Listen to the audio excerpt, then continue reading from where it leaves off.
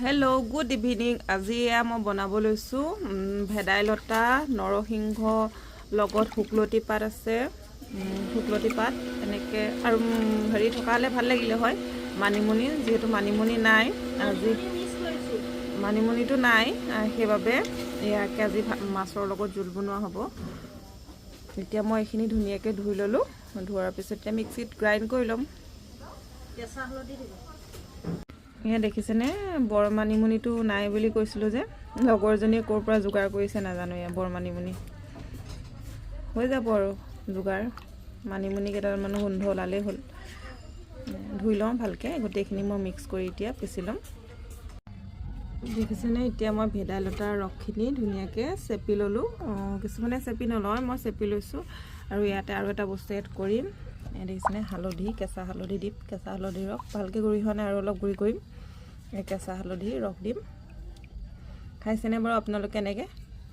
সেয়া শ'ল মাছ হয় আজি, সেয়া শ'ল মাছৰ লগতে বনাম। দেখিছেনে,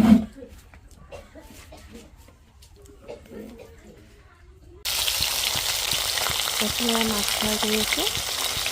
লগতে কেৰাহী পাতি মই আনফালে নহৰু আৰু আলু এনেকৈ ভাজি ল'লোঁ। এতিয়া মই ইয়াতে পিচি লোৱা ভেদাইলতাৰ ৰসখিনি দি দিম। ভেদাইলতাৰ ৰসখিনি ইয়াতে দি দিম।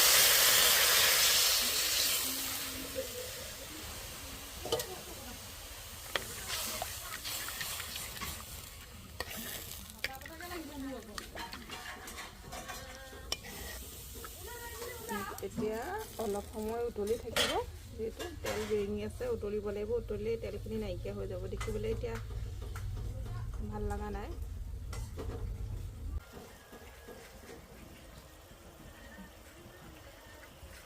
উতলি আহিছে, দেখিছিলে ধুনীয়াকৈ। এতিয়া ইয়াতে মাছ দি দিম।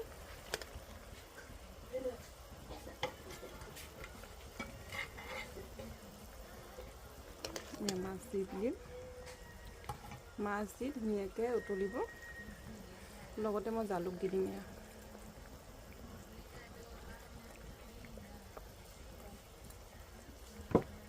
অলপ জালুক দি দিছোঁ।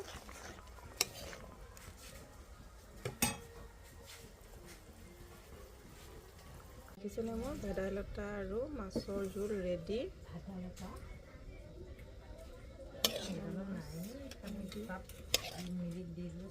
ভেদাইলতা আৰু মাছৰ জোল ৰেডি।